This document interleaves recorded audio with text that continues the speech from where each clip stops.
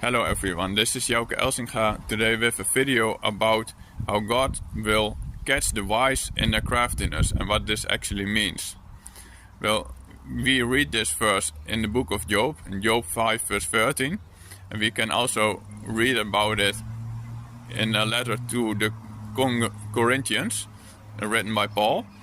And what it basically means is when people want to be wise in their own eyes, then God can even use their own schemes against them.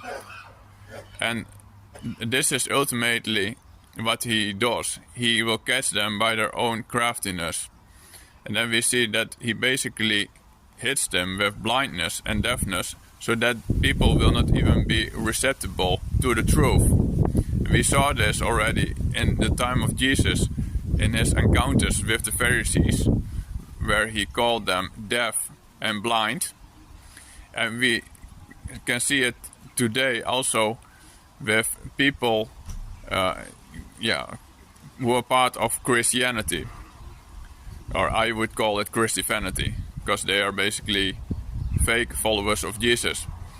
Well, when they are corrected on the person of Jesus by, for instance, Muslims, then they are not open to correction. And we see the same happening with Muslims themselves, who are not open to correction when it comes to the person of Muhammad, that he is a false prophet.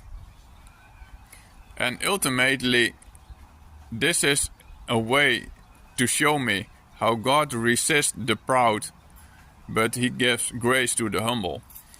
And this is a very important lesson. And Jesus himself, he humbled himself to do the will of the Most High. He served the Most High in everything, and he had to give everything up in order to do the will of the Most High.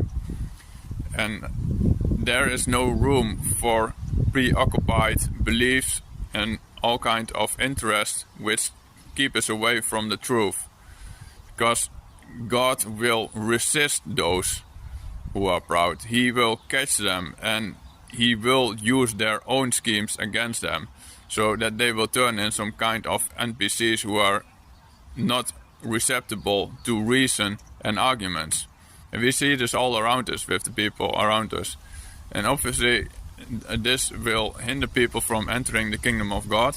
So let's have the attitude of Jesus, who came as a servant to do the will of the Most High, and let us do the will of Jesus.